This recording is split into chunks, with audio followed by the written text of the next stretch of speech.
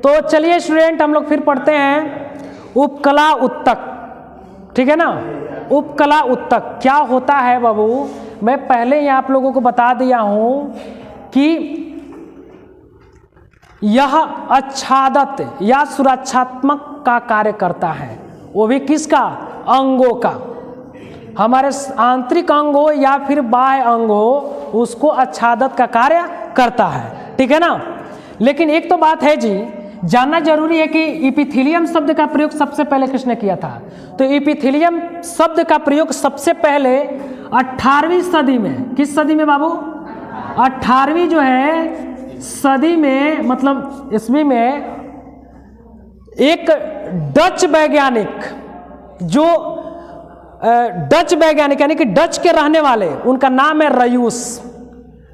Epithelium शब्द का प्रयोग किसने किया, डच के रहने वाले रयूस नामक वैज्ञानिक ने, ठीक है ना।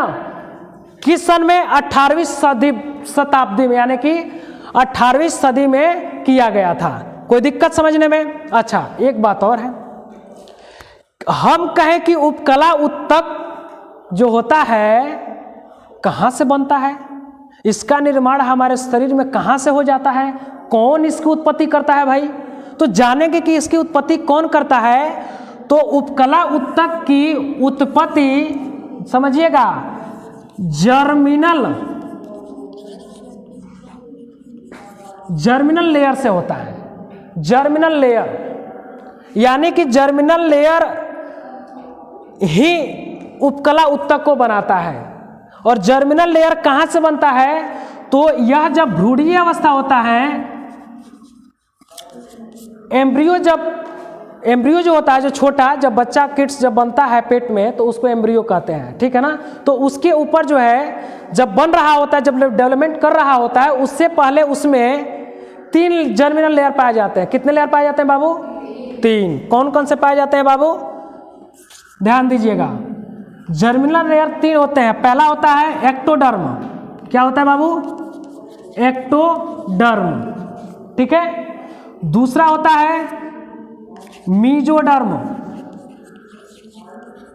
और तीसरा होता है एंडोडर्म। ये जर्मिनल लेयर है, इसको कहते हैं हिंदी में जननिक स्तर या जननिक लेयर। ये तीनों मिल करके और उपकला उत्तक का निर्माण करते हैं। अर्थात हम आसान भाषा में कह सकते हैं कि उपकला उत्तक जो होता है वो कहाँ से निर्मित होता है, तो एक शब्द में बोलेंगे कि जर्मिनल लेयर से होता है। कहाँ से होता है बाबू, जर्मिनल लेयर से।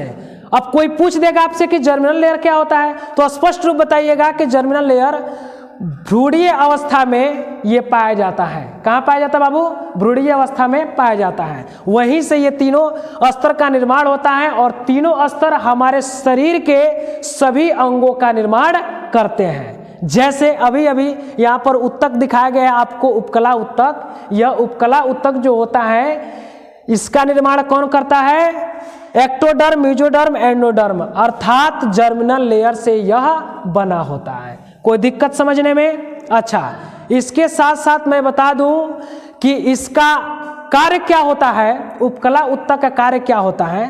तो छोटी सी भाषा में जानेंगे कि यह अंगों को आच्छादन का कार्य करता है। आच्छादन के साथ साथ एक स्पेसिफिक इसका मैं कैरेक्टर बता देता हूँ, इसका लक्षण बता देता हूँ या फंक्शन बता देता हूँ कि यह श्लेष्मिक झिल्ली का भी निर्माण करता है। आप लोग जानते होंगे कि श्लेष्मिक झिल्ली क्या है, तो मैं आपको बताता हूँ कि श्लेष्मिक झिल्ली क्या होता है। श्लेष्मिक जैसे म्यूकस, इसको इंग्लिश में कहते हैं म्यूकस मेम्ब्रेन। म्यूकस मेम्ब्रेन बाबू, म्यूकस मेम्ब्रेन एक प्रकार का यह झिल्ली है जो म्यूकस का सेक्रेशन करता है। किसका सेक्रेशन करता है बाबू, म्यूकस का।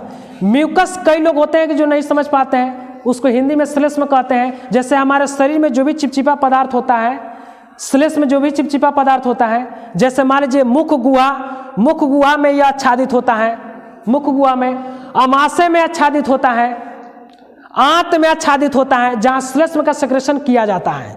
जहाँ श्लेष्म बनाया जाता है। तो श्लेष्म म्यूकस मेम्ब्रेन का निर्माण कौन करता है बाबू? उपकला उत्तक ही म्यूकस का सेक्रेशन करता है, जो आंतरिक लेयर का निर्माण करता है, बाहरी लेयर का निर्माण करता है। और वही आंतरिक लेयर के साथ साथ यह म्यूकस मेम्ब्रेन का निर्माण करता है, जो म्यूकस का सेक्रेशन करता है। ठीक है ना। अब जानेंगे इसका प्रकार, उपकला उत्तक के कितने प्रकार होते हैं और प्रकार के आधार पर इसका फंक्शन भी जानेंगे। ठीक है ना। आज के लिए इतना ही।